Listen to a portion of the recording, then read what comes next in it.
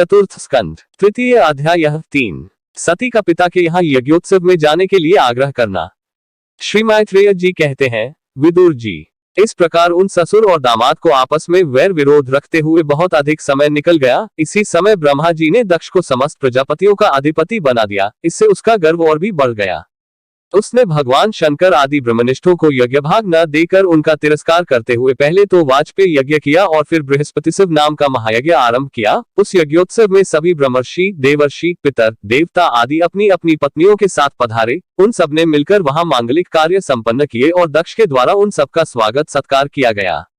उस समय आकाश मार्ग से जाते हुए देवता आपस में उस यज्ञ की चर्चा करते जाते थे। उनके मुख से दक्ष कुमारी सती ने अपने पिता के घर होने वाले यज्ञ की बात सुन ली। उन्होंने देखा कि हमारे निवास स्थान कैलाश के पास से होकर सब ओर से चंचल नेत्रों वाली गंधर्व और यक्षों की स्त्रियां सज धजकर अपने अपने पतियों के साथ विमानों पर बैठी उस यज्ञोत्सव में जा रही हैं। इससे उन्हें भी उत्सुकता हुई और उन्होंने अपने पति भगवान भूतनाथ से कहा।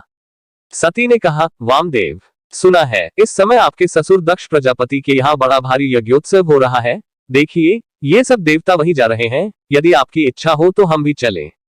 इस समय अपने आत्मीयों से मिलने के लिए मेरी बहिनें भी अपने अपने पतियों के सहित वहां अवश्य आएंगी। मैं भी चाहती हूं कि आपके साथ वहां जाकर माता पिता के दिए हुए गहने, कपड़े आदि उपहार स्वीकार करूं। वहां अपने पतियों से सम्मानित बहनों, मौसियों और स्नेहार्द्र हृदया जननी को देखने के लिए मेरा मन बहुत दिनों से उत्सुक है। कल्याण मां, इसके सिवा वहां महर्षियों का रचा हुआ श्रेष्ठ यज्ञ भी देखने को मिलेगा। अजन्मा प्रभु, आप जगत की उत्पत्ति के हेतु हैं। आपकी माया से रचा हुआ यह परम आश्चर्यमय त्रिगुणात्मक जगत आप ही में भास रहा है। किंतु मैं तो स्त्री स्वभाव होने के कारण आपके तत्व से अनभिज्ञ और बहुत दीन हूँ। इसलिए इस समय अपनी जन्मभूमि देखने को बहुत उत्सुक हो रही हूँ। जन्मरहित नीलकंठ, देखिए इनमें कितनी ही स्त्रियां तो ऐसी हैं जिनका दक्ष से कोई संबंध भी नहीं है, फिर भी वे अपने अपने पतियों के सहित खूब सज धजकर झुंड की झुंड वहां जा रही हैं। वहां जाने वाली इन देवांगनाओं के राजहंस के समान श्वेत विमानों से आकाशमंडल कैसा सुशोभित हो रहा है।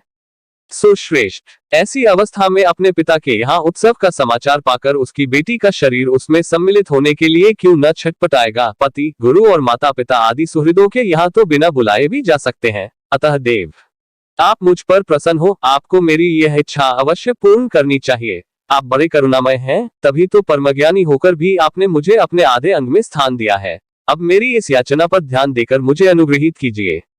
श्री मैत्रेय जी कहते हैं, प्रिय सती जी के इस प्रकार प्रार्थना करने पर अपने आत्मियों का प्रिय करने वाले भगवान शंकर को दक्ष प्रजापति के उन मर्मभेदी दुर्वचन रूप बाणों का स्मरण हो आया जो उन्होंने समस्त प्रजापतियों के सामने कहे थे। तब वे हंसकर बोले। भगवान शंकर ने कहा, सुंदरी, तुमने जो कहा कि अपने बंधुजन के यहाँ बिना बुलाए भी जा सकते हैं, सो तो ठीक ही है, किंतु ऐसा तभी करना चाहिए जब उनकी दृष्टि अतिशय प्रबल देहाभिमान से उत्पन्न हुए मद और क्रोध के कारण द्वेष दोष से युक्त न हो गई हो। विद्या, तप, धन, सुदृढ़ शरीर, युवावस्था और उच्च कुल, ये 6 सत्पुरुषों के तो गुण हैं, परंतु नीच पुरुषों में यही अवगुण हो जाते हैं, क्योंकि इनसे उनका अभिमान बढ़ जाता है और दृष्टि दोषयुक्त हो जाती है एवं विवेक शक्ति नष्ट हो जाती है। इसी कारण वे महापुरुषों का प्रभाव नहीं देख पाते। इसी से जो अपने यहाँ आए हुए पुरुषों को कुटिल बुद्धि से भान चढ़ाकर रोष भरी दृष्टि से देखते हैं, उन अव्यवस्थित चित्त लोगों के यहाँ ये हमारे बांधव है, ऐसा समझकर कभी नहीं जाना चाहिए। देवी, शत्रुओं के बाणों से बिंध जाने पर भी ऐसी व्यथा नहीं होती जैसी अपने कुटिल बुद्धि स्वजनों के कुटिल वचनों से होती है, क्योंकि बाणों से शरीर छिन्न भिन्न हो जाने पर तो जैसे तैसे निद्रा आ जाती है, किंतु कुवाक्यों से मर्मस्थान विद हो जाने पर तो मनुष्य हृदय की पीड़ा से दिन रात बेचैन रहता है।